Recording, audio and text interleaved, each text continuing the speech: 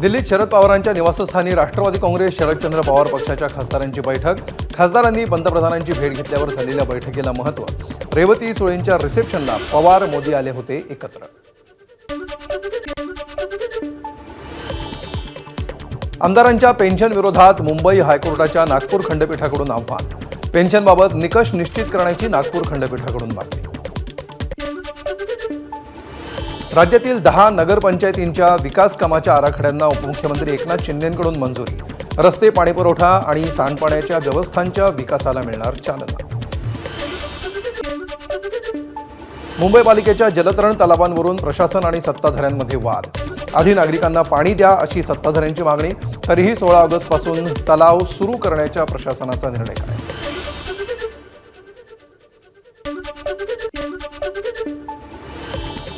नाशिकच्या मालेगावमध्ये 77,000 अपात्र मतदारांची संख्या।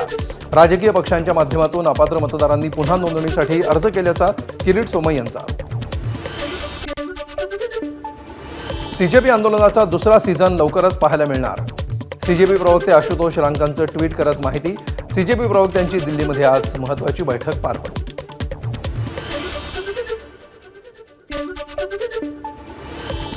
विस्तारित आमदार निवासाचा फॉल सिलिंगचा भाग कोसळला। सार्वजनिक बांधकाम विभागाच्या कामाच्या दर्जावर प्रश्न। दिलीप वळसे पाटलांच्या खोलीमध्ये छताचा भाग कोसळला।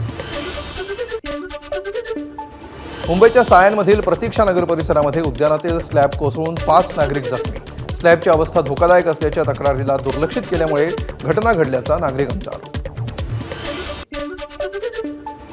अंबरनाथमध्ये गाळ्याच्या वादातून भाजप मनसे कार्यकर्त्यांमध्ये तुफान राडा। मनसे शहराध्यक्ष शैलेश शिर्के यांना अटक। 14 तारखेपर्यंत पोलीस कोठडी। मनसे नेते अविनाश जाधव यांची घटनास्थळाला भेट।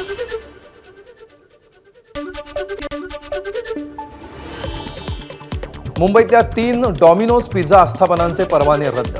अन्न आणि औषध प्रशासनाची कारवाई। घाटकोपर, बोरिवली आणि विलेपार्ले परिसरातील आस्थापनांचे परवाने रद्द। विरारमध्ये श्री आईजी डेअरीवर अन्न औषध प्रशासनाची धाड। मुदत संपलेलं दूध, आईस्क्रीम आणि कोल्ड्रिंक्स विक्रीचा आरोप। कारवाई दरम्यान दुकानदार आणि तक्रारदारांमध्ये गोंधळ। धुळे तालुका परिसरामध्ये 13 वर्षांच्या मुलीवर अत्याचार केल्याची धक्कादायक घटना समोर। घटनेमध्ये अल्पवयीन मुलीनं बाळाला जन्म दिला, तर संशयित नराधमावर पोलिसांकडून गुन्हा दाखल। घरफोडी करणाऱ्या सराईत टोळीचा पर्दाफाश। साकीनाका पोलिसांची धडाकेबाज कारवाई। 4 आरोपींना अटक। 22 किलो चांदी, रोख रक्कम आणि एक मोबाईल जप्त। वाशिम जिल्ह्यामध्ये पावसाच्या जोरदार सरी बरसल्या। मुसळधार पावसामुळे धरण क्षेत्रामध्ये पाणीसाठा वाढायला मदत, तर ग्रामीण भागातील शेती पिकांना जीवदान। वाशिममध्ये रात्रीपासून सुरू असलेल्या पावसामुळे शहराला पाणीपुरवठा करणाऱ्या एकबुर्जी प्रकल्पाच्या जलसाठ्यात वाढ। सध्या प्रकल्पामध्ये 35% साठा। वाशिमकरांना दिलासा। लातूरच्या हरंगुळ बुद्रुक ग्रामस्थांचं जिल्हाधिकारी कार्यालयासमोर उपोषण। एमआयडीसीतून ओढ्यात सोडलं जाणारं दूषित पाणी आणि अवैध दारू विक्रीच्या समस्येकडे प्रशासनानं दुर्लक्ष केल्याचा। छत्रपती संभाजीनगरमध्ये मद्यधुंद अवस्थेत एसटी चालवत असल्याचा प्रकार समोर। वाशिम नालासोपारा बस गारजमध्ये थांबवून वाहकानं घेतला ताबा। प्रवाशांनी चालकाला वैजापूर पोलिसांच्या दिलं ताब्यात। नागपूरमध्ये पावनगाव ते भरतवाडा मार्गावर भरधाव कारचा भीषण अपघात। अपघातामध्ये 2 अल्पवयीन तरुणांचा मृत्यू, 1 जण जखमी। अपघातामध्ये कारचा चेंदा मेला।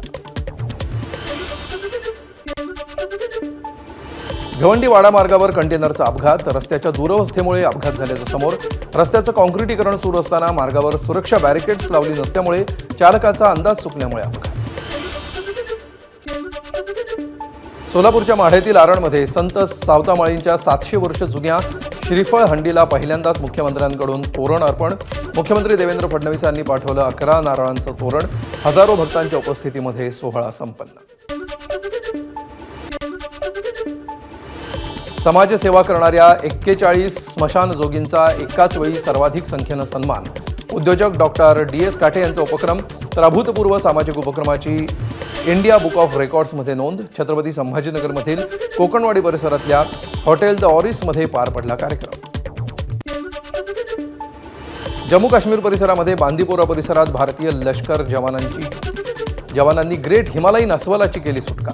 भुजेर खोऱ्यामध्ये नियंत्रण रेषेजवळ या अस्वलाला सोडण्यात आलं.